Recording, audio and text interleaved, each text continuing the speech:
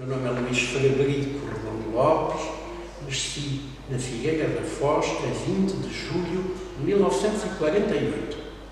Eu sou licenciado em Direito pela Universidade de Coimbra, concluí o curso e, entretanto, concluí o serviço militar, que era longo, e como não fui à África, fazia-se muito tempo, 46 meses de serviço militar, quando, pouco tempo antes de passar à disponibilidade, como se dizia, não sei, para ver as minhas alternativas, o que é que ia seguir. Bom, uma hipótese era seguir a advocacia. Aliás, o meu pai e o meu avô eram advogados em Coimbra, e depois comecei a estudar e eu penso, eu quero outra área e eu quero ir para Lisboa, não quero ficar aqui. Bom, houve alguma, nessa época, em 1973, ainda havia várias oportunidades para uma licenciada em Direito.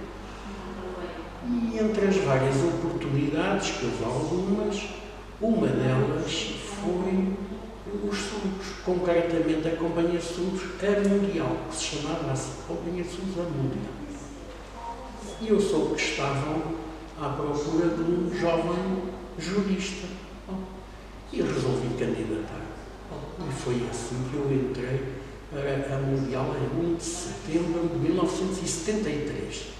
Entrei eu para a Mundial. E, na verdade, fiz essa opção em relação a outras opções que tive.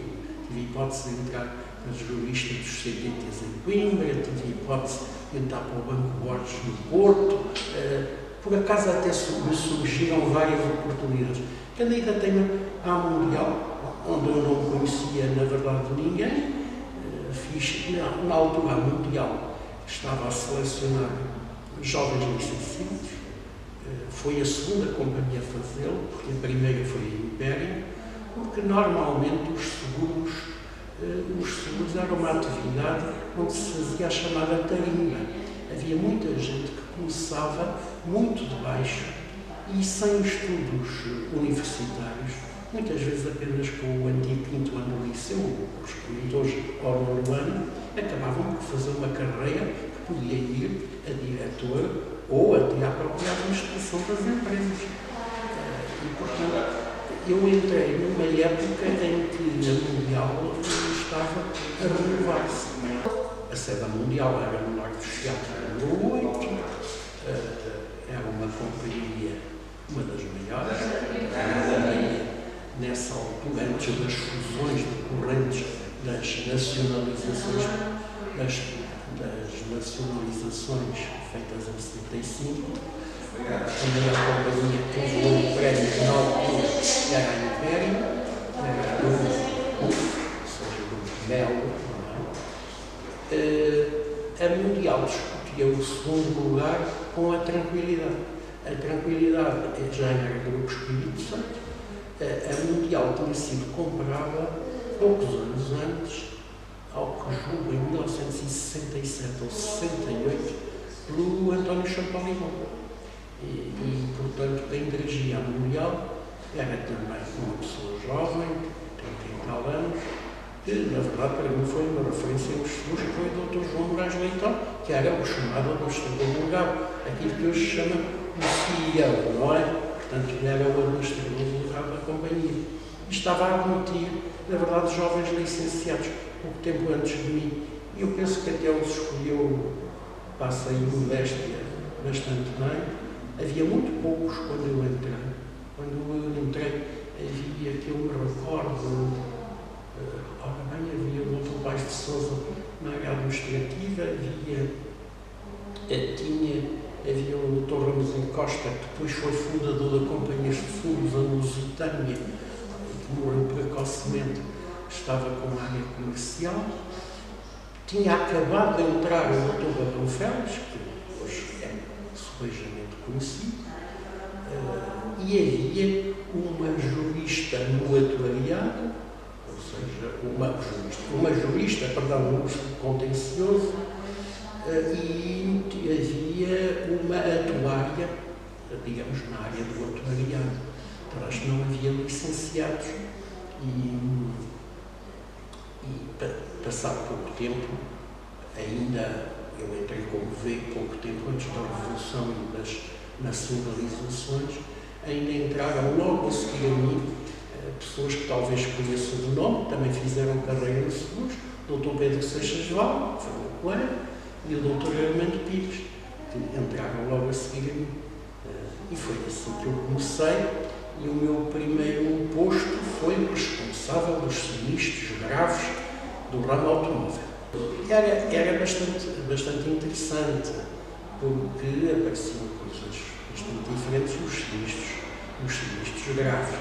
Mas estamos numa época em que, para recordar, o seguro automóvel ainda não era obrigatório sequer em Portugal. Por isso circulavam até muito mais veículos do que hoje sem seguro, não é? Não havia acordos firmados entre empresas, não havia declaração amigável de acidente. Podem imaginar que era tudo muito diferente. Trabalhava-se tudo com papel, não havia informática para ajudar. Portanto, pode imaginar que era um mundo completamente diferente. É evidente, havia menos sinistros porque havia menos automóveis, mas a taxa de sinistralidade era, na verdade, bastante elevada.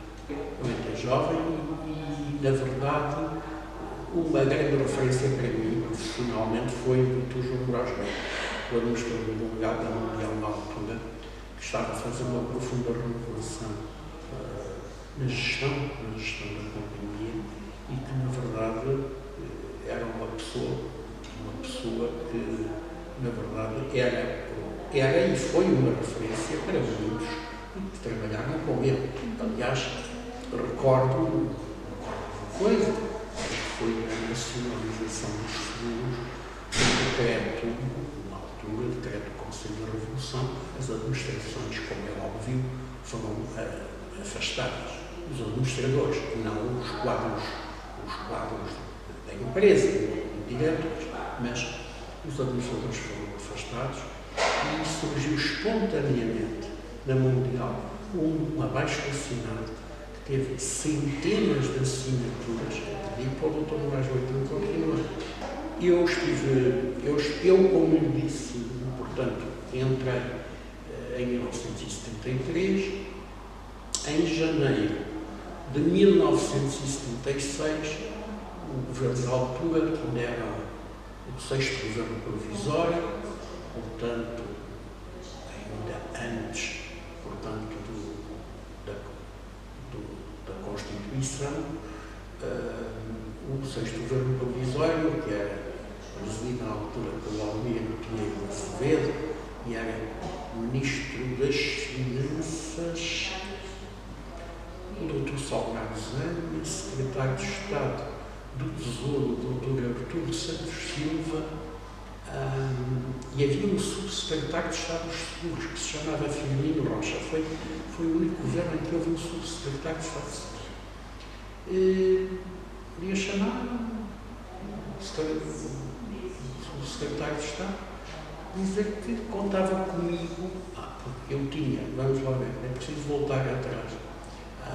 Com a nacionalização, foram nomeadas comissões administrativas provisórias para as empresas que foram nacionalizadas. É preciso recordar que foram nacionalizadas todas as companhias de seguros portuguesas de capital português. Ou seja, foi respeitado o capital estrangeiro. Mas a maioria das seguradoras foi nacionalizada. E eu fui nomeado para a Comissão Administrativa Provisória. Depois, em janeiro de 76, é que então o novo governo resolveu nomear os primeiros conselhos de gestão com um mandato definido de 3 anos. Ora bem, em janeiro de 76, o Subsecretário de Estado dos Seguros chamou e convidaram-me a integrar a Comissão Instaladora de um novo Instituto Nacional de Seguros para coordenar a atividade seguradora, em que ia herdar algumas funções que vinham do então Grêmio dos Seguradores, que era, digamos, a associação seguradora da época. os grêmios eram entidades patronais de adesão obrigatória no regime corporativo. E portanto, tinha-se nomeado uma comissão de extinção do Grêmio, mas mantinham-se algumas atividades, porque o Grêmio tinha segurança, as seguradoras portuguesas no Gabinete Internacional da Carta Verde, ou seja, o Certificado Internacional de Segurança Automóvel. Havia já uma carreira de arbitragens entre seguradoras para arbitrar litígios entre seguradoras a propósito dos sinistros, particularmente os sinistros automóveis. Portanto, havia um conjunto de funções que tinham importância. Tudo isso e mais a coordenação e, portanto, a emissão de normas reguladoras para a atividade seguradora veio a pertencer então a um novo Instituto Nacional de Seguros, digamos que antecedeu aquilo que mais tarde foi o Instituto de Seguros de Portugal e hoje já a Autoridade de Seguros, não é? E, portanto, eu fui nomeado para a Comissão Instaladora, acabei por ser nomeado Presidente e depois para o primeiro mandato desse novo Instituto e, portanto, eu estive no Instituto Nacional de Seguros de 76 a 79. Em 1979, outro governo, os governos iam sucedendo, resolveu nomear conselhos de gestão comuns a grupos de seguradoras, com uma ideia que era preparar a fusão de seguradoras, porque tinham sido nacionalizadas, se não me falha a memória, 23 ou 24 companhias de seguros de dimensão muito diferente. Havia desde as grandes companhias na época até companhias muito pequenas. Eu recordo que havia uma companhia que se chamava Argos, com sede no Porto, que só tinha um pequeno escritório no Porto e um em Lisboa, e tinha capitais mínimos. Esse era o capital mínimo na altura, tinha que ser salvo 20.000 contos. Ora, por exemplo, a Argos tinha 500 contos de capital, ainda não cumpria isso. Bom, portanto, nesse contexto, o governo da altura entendeu nomear 6 grupos, ou seja, agregou companhias por forma a formar 6 grupos, além de, ficando fora, a Companhia de Seguros de Crédito, a COSEC, que é uma companhia específica, e as pequenas resseguradoras, porque havia pequeninas resseguradoras ligadas a outras companhias de seguros do direito. O resto foi enrolado em sério. E então eu fui nomeado presidente de um grupo que era a Bonança, a Comércio e Indústria, a Ultramarina e a União.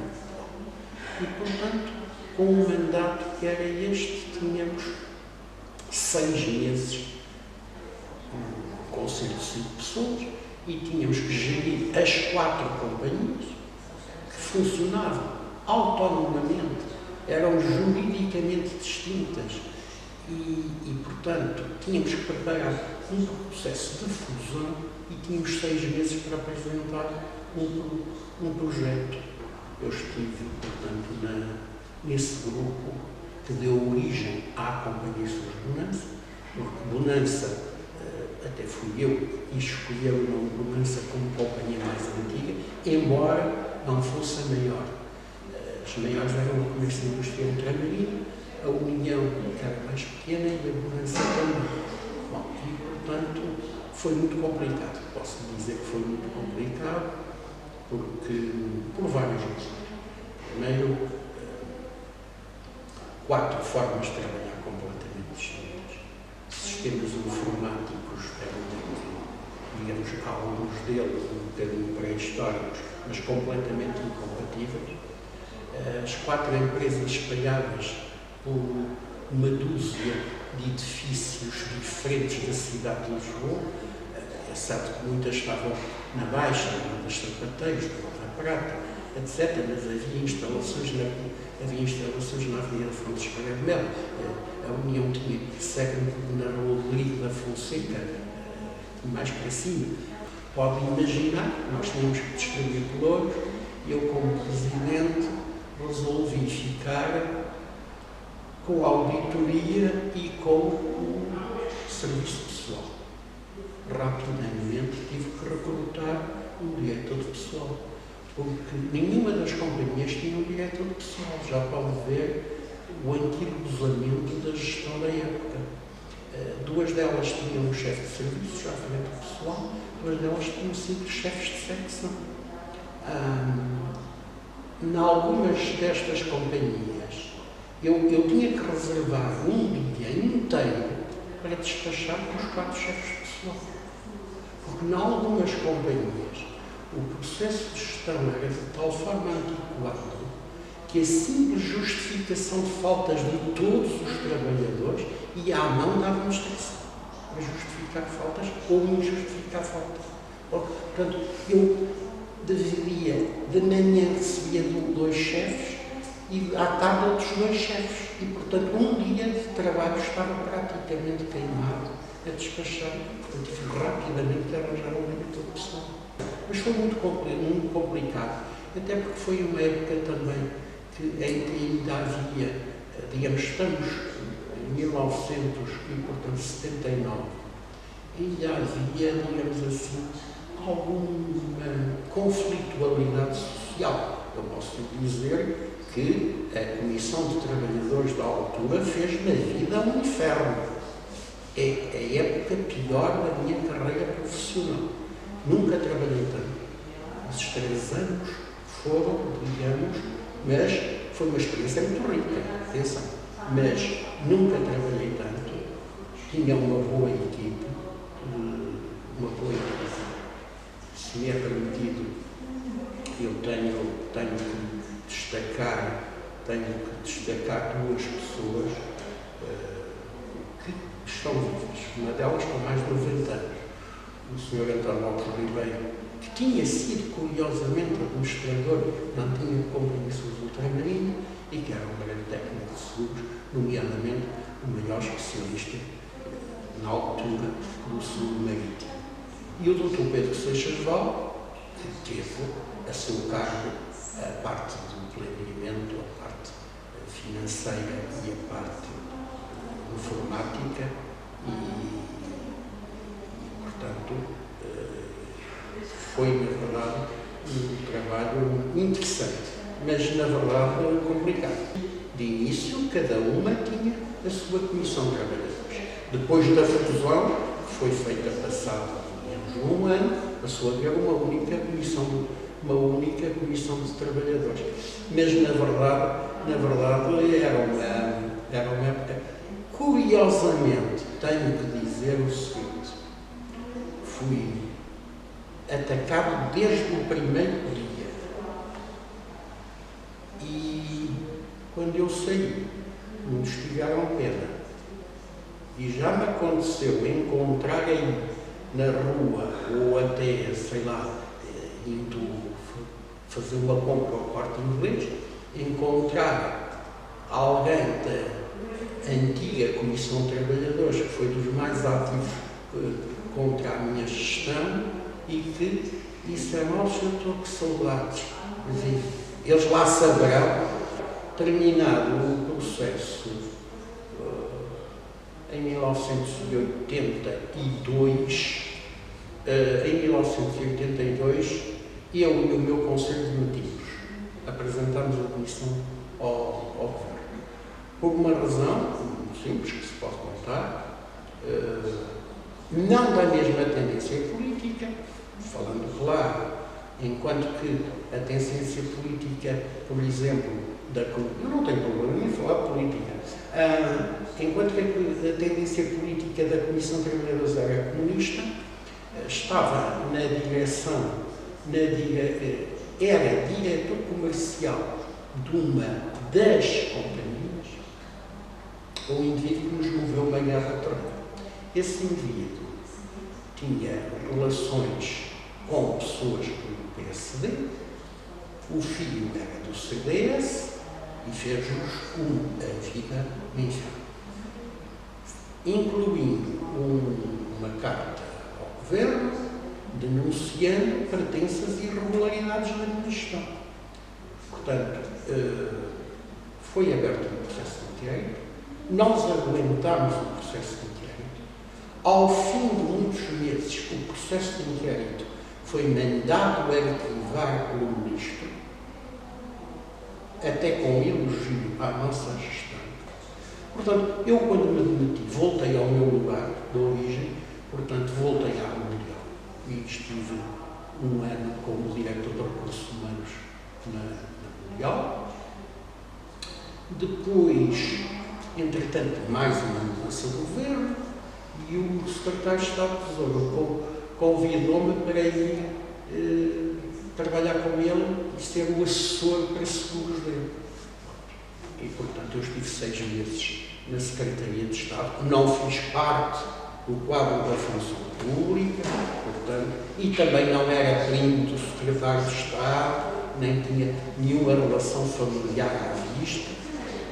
Entretanto, acontece, estamos, portanto, no final de dezembro de 83, os conselhos de gestão da altura terminavam o seu mandato de 3 anos e, portanto, eu fui convidado para ir presidir à Tranquilidade.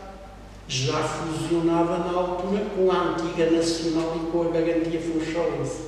E, portanto, fui também ainda empresa pública, fui para a Tranquilidade a 5 de janeiro de 1984 e acabei por lá ficar até 31 de março de 2007, 23 anos. A Tranquilidade era uma das maiores, como referi, era uma companhia muito sólida. A Nacional era uma companhia média, com alguns problemas, mas aceitáveis. A Garantia Funchal era uma catástrofe, porque era uma companhia pequena, era uma companhia que não era muito rica em quadros, é o mínimo que se pode dizer, e, por outro lado, era uma companhia em grandes dificuldades, porque eu já encontrei isso fusionado na Tranquilidade, mas conhecia, no caso. A Garantia Funchal pertencia à altura da nacionalização um grupo de transportadores rodoviários, que era a UTIC, e, portanto, 2/3 da carteira era ramo automóvel. Portanto, pode imaginar a catástrofe que era na conta de exploração dos sinistros. Mas tinha mais ramos? Tinha, mas não tinham relevância, não tinham relevância. E, portanto, mas como digo, quando entrei para a Tranquilidade, a fusão já estava. Lembro-me do incêndio chegar, lembro-me do grande terremoto dos Açores na Ilha Terceira, lembro-me das grandes inundações na zona de Lisboa em novembro de 1983.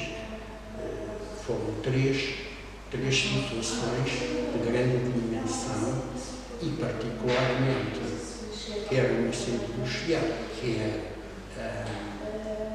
era o caso das grandes inundações da zona de Lisboa, provocaram inúmeros sinistros, ali particularmente por uma razão, porque, infelizmente, muito do que caiu nos Açores não tinha seguro, mas houve, obviamente, muito sinistro também nos Açores, obviamente, mas todas as seguradoras participaram e todas as seguradoras procuraram até entender sempre si os ritmos de mobilização, certos critérios, e até por uma razão, porque em alguns casos, como em todos, como é frequente, nos grandes riscos particularmente, há muitas situações de pós-seguro e, portanto, uma das companhias, normalmente a chamada líder do contrato, que tem maior participação, acaba por gerir o sinistro por conta, digamos, das outras seguradoras,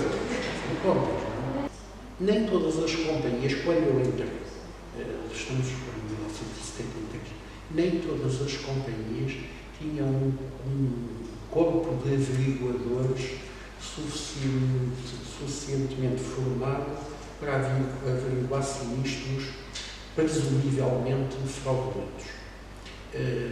Por acaso, na Mundial isso existe. Na Mundial havia companhias que já o tinham, outras lá. E, na verdade, a fraude em seguros é um tema que não é português, é um tema que é tratado internacionalmente, aliás, em conferências, em debates, porque obviamente, nas épocas de crise, particularmente, há uma propensão maior à fraude. E a fraude, por exemplo, nas épocas de crise é muito curioso, atinge todos os ramos. Atinge o acidente de trabalho simulado, pode atingir o fogo posto, pode atingir o sinistro automóvel simulado. Portanto, isso cobre todos os ramos. Isso, normalmente, nas épocas de crise, a propensão à fraude existe.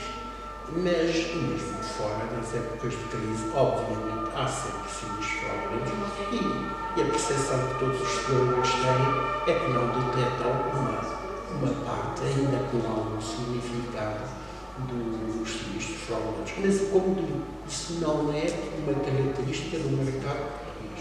Eu estive em reuniões internacionais onde o tema se debatia. Portanto, é difícil detectar uma fraude?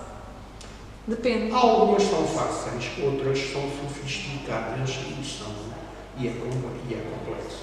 Há casos aqui muito conhecidos, há um caso que não tem muitos anos, eu recordo desse caso, e aqui na associação, até acompanharam certamente, muitas reuniões se fizeram aqui na associação. Houve um indivíduo que fez seguros de acidentes pessoais e que resolveu fazer, já não sei se eram 15, 25 seguros com capitais razoavelmente elevados em variadíssimas companhias de seguros.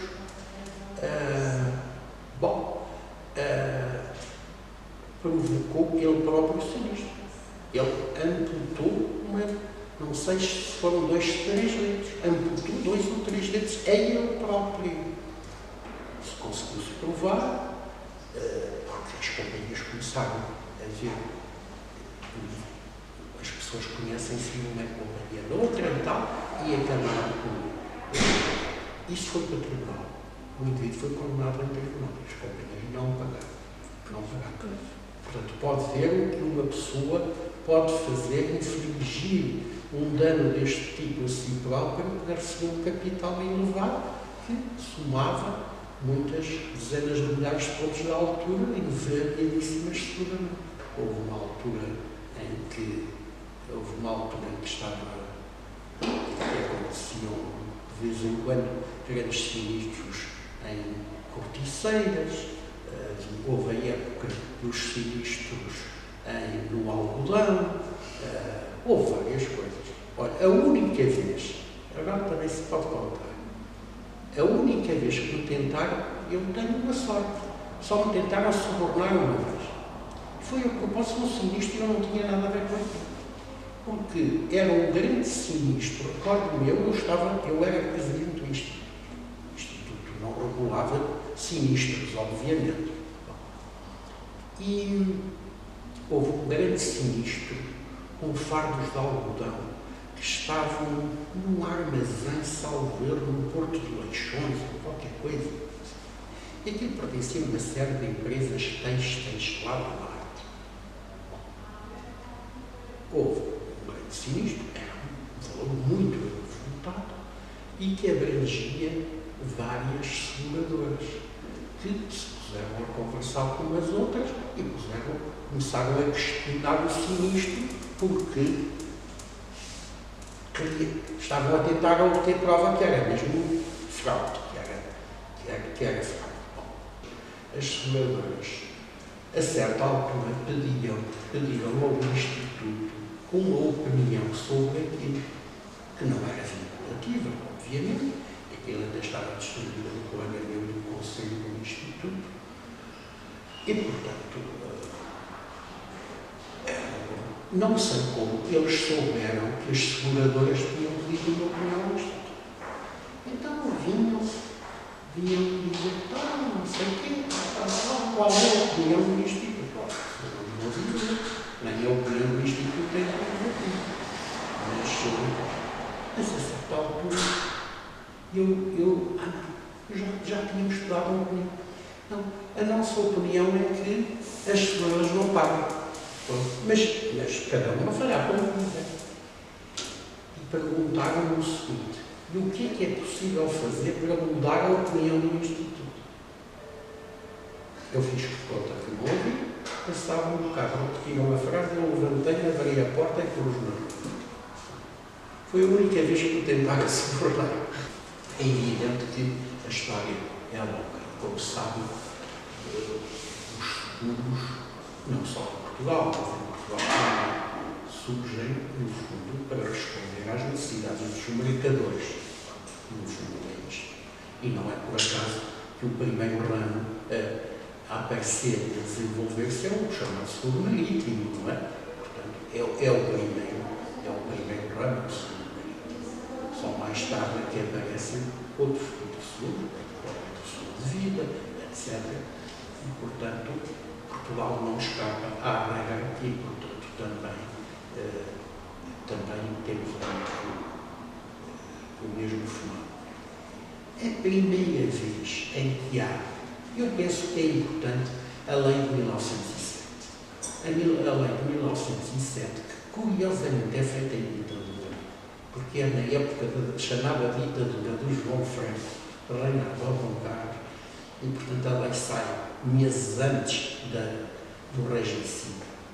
A lei de 1907, na verdade, é a primeira lei que procura organizar, é evidente, antes temos uma outra referência, o Código Comercial, a Beirão e tal, mas, digamos, a primeira lei de seguros, digna do nome de lei de seguros, é o chamado Decreto de 1907, eu penso que sim. Depois, digamos assim, há alguma legislação do Salazar no das Finanças. Agora, relevante é tudo o que se passa pós-nacionalização.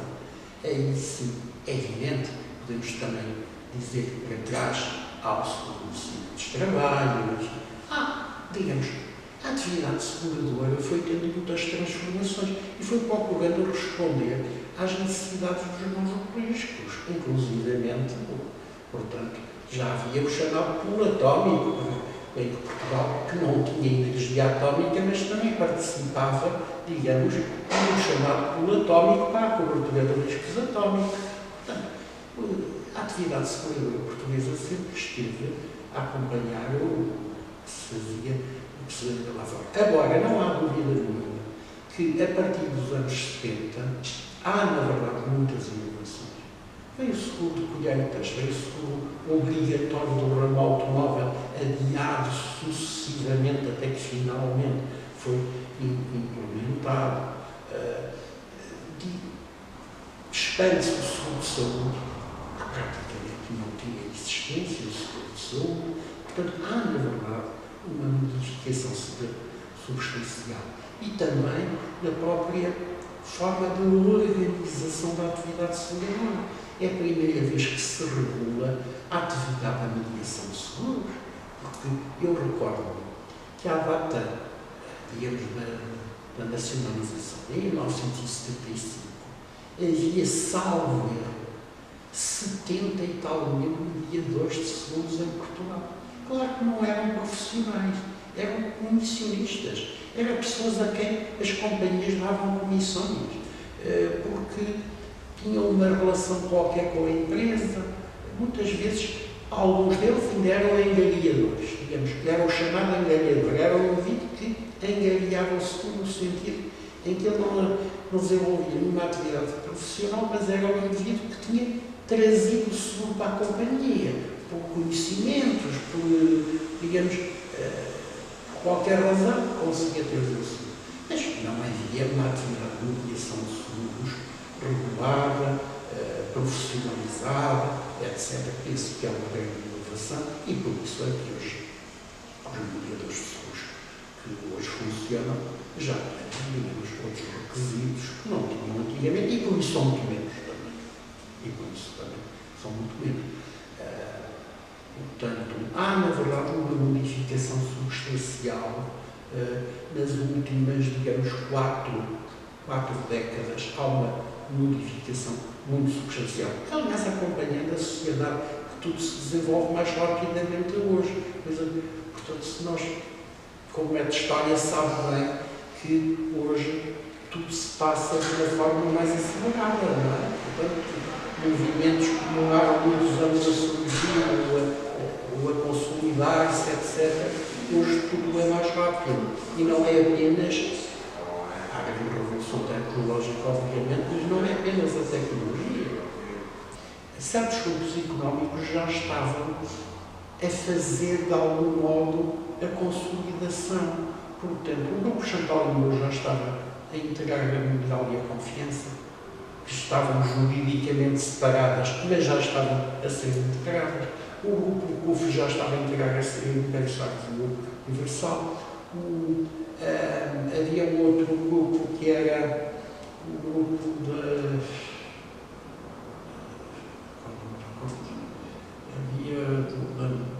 da Soberana com a Aliança Madeirense, estavam também a integrar-se. A pouco e pouco as companhias percebiam que já não podiam sobreviver sozinhas.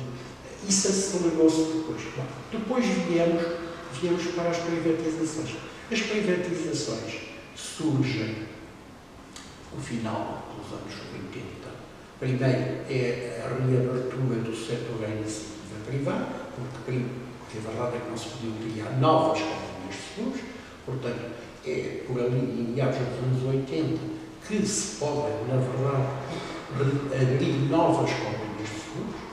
Até porque há que dizer que o sistema corporativo, o sistema do Estado Novo, tinha o setor segurador fechado às 7 chaves.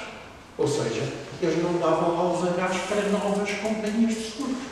Porque era para abrir uma nova companhia de seguros, era preciso um alvará. Ora, não se abria uma nova companhia de seguros desde os anos 40. Portanto, o governo não autorizava novas companhias de seguros. Portanto, o setor era aberto à iniciativa privada em meados dos anos 80 e em finais de 80, 89, são as primeiras privatizações no setor segurador. As primeiras companhias a fazer a privatização, primeiro as privatizações apareceram em duas fases, ou seja, primeiro privatizava-se apenas 49% e só depois é que veio os 51%. Curiosamente, a primeira companhia a fazer um processo de privatização a 49% foi a Aliança Seguradora com esse grupo, que era a fusão de 5 pequenas companhias. A Aliança Seguradora, que depois foi comprada pelo AP, foi a Aliança UAP, agora depois foi a AXA, agora não sei o que é, que já me perco com a mudança de nomes e de titularidades. A Tranquilidade foi a primeira a ser totalmente privatizada. Portanto, eu estava na Tranquilidade e estive dirigindo, digamos, a privatização. Portanto, primeiro houve um processo de auditoria internacional, e, portanto, houve consultores, etc. E a companhia foi privatizada primeiro a 49% e no ano seguinte os restantes 51%. Foi, portanto, a primeira privatização completa. Foi a Tranquilidade. A segunda, portanto, a privatização completa foi em 90, portanto, princípios de 90, e o Grupo Espírito Santo convidou-me para continuar. Portanto, eu estava lá desde 84, como gestor público, portanto, eu sairia com a privatização, mas convidaram-me a continuar e eu continuei. Acha que, no geral, a reprivatização foi um fator positivo para o mercado segurador? Eu penso que sim. Eu penso que globalmente foi um fator positivo. Agora, depois, o que se passou mais tarde, ninguém podia prever depois as voltas que o mundo dá, como se costuma dizer. E, portanto, quantas seguradoras foram privatizadas, assim como outras foram abertas ex-novo nos anos 80, depois mudaram de mãos, etc. E, portanto, hoje eu até já tenho dificuldade em me situar no meio disto tudo. Agora, há uma coisa que eu tenho pena. Eu não tenho nada contra o capital estrangeiro. Agora, acho muito estranho que o setor segurador esteja praticamente nas mãos do capital estrangeiro. Hoje, a utilização de tecnologias acho perfeito. Agora, o que eu acho é que o cliente tem direito em poder optar por um contacto personalizado. E, portanto, penso que o mercado continuará a oferecer essa possibilidade. Provavelmente tenha que mudar de companhia. Quer dizer, porque certas companhias hoje não querem contacto personalizado. Portanto, aliás, começaram, já há muitos anos, as companhias ditas telefónicas, não é? Isso começou há muito tempo, não é? E, portanto, é natural que há clientes que preferem um canal, clientes que preferem outro, há clientes que preferem tratar diretamente com a seguradora, há clientes que preferem ter um mediador ou um corretor. Portanto, eu penso que o mercado tem que oferecer as várias possibilidades. Agora, a importância dos seguros, perdoam-me pelo baísmo, muitas vezes o português tem uma tendência é que só se lembra de Santa Bárbara quando troveja. Com os seguros é assim, cada vez menos. Penso que as pessoas hoje conhecem melhor o seguro. Mas lembram-se mais do seguro, é sobretudo no momento sinistro, ou quando há uma grande catástrofe. E quando há uma grande catástrofe, é aqui de Alrei que não há seguro Estado que pague. Eu tenho muitas dúvidas sobre isso.